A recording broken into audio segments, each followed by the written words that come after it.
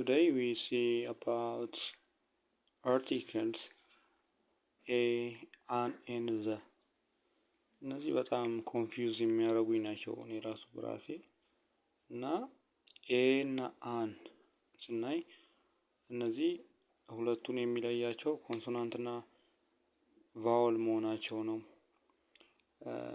use a before a word that starts with a consonant sound. I saw a cat in the garden. ምንድን ነው? I saw a cat in the garden. ካቷ ምንድን ነው? ኮንሶናንት ነው። በእንግሊዝኛ ውስጥ ቫወል የምንለው 5 ቃል ናቸው። ኤ ኢ አይ ኦ ዩ የሚባሉት ቫወል ናቸው። እና ደግሞ እዚህ ጋር መሸወድ የሌለብን ቫወል ሳውንድ ነው እንጂ ቫወል ሌተር አይደለም። ሌተር እና ሳውንድ ይለያያል። ሁለተኛ ደግሞ አን ነው። አን ቢፎር words that starts with a vowel sound. ቫወል ሳውንዶች ውስጥ በቫወል ሳውንዶች ነው የሚወከለው አን ማለት ነው። she is an expert in her field. እሷ ምንድን ነች የሚለው እሷ ኤክስፐርት ነች በፊልዷ። ይህ የሚገልጸው she is ኢን ነው። ኤክስፐርት ደግሞ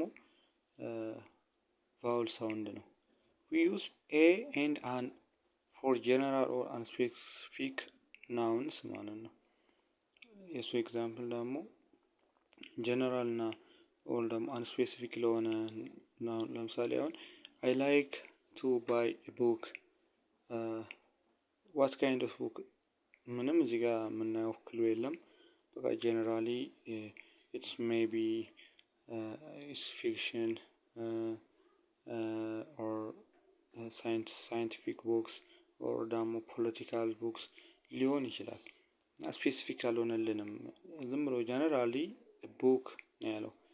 we use a and an when introducing something for the first time.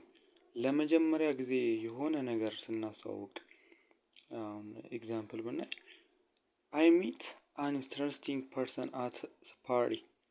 I meet an interesting person at a party.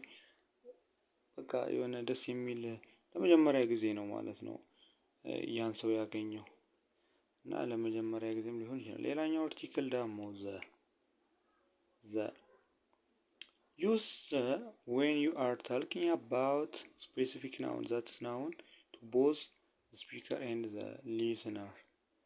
በቃ እቺ ነች። በቃ አርቲክል የምሸውደው ሰውን እቺ ጋር ማለት ነው።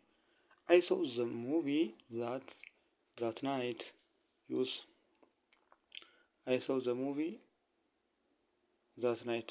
በቃ ይሄንን ለእናንተም እኔ ካፌ አውጥቼ ለእናንተ ሳወራ እናንተም ያንን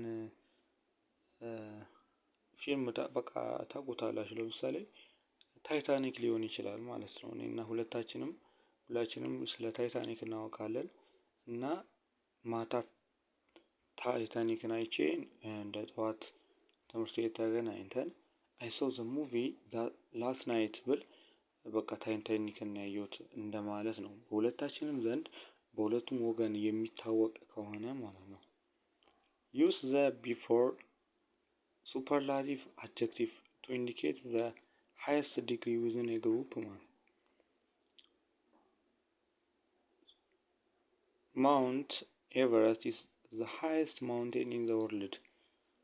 የዚህ ኤግዛምፕል ነው ማለት ሱፐርላቲቭ አድጀክቲቭን በመጠቀም ማለት ነው። ሃይስት ማለት ሱፐርላቲቭ አድጀክቲቭ ነው እና ደግሞ ሃይስት ዲግሪ ወይም ደግሞ ኤክስትሪሙን ነው የሚገልጽልን። ሌላኛው ደግሞ የዘ አገባብ use the before or ordinal numbers when they are used in adjectives ማለት ነው።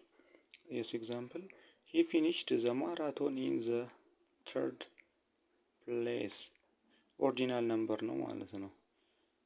we use the when noun is described in unique way. making it clear which one is being referred to. She wearing the dress you bought her ማለት ነው። ይሄ በቃ ያ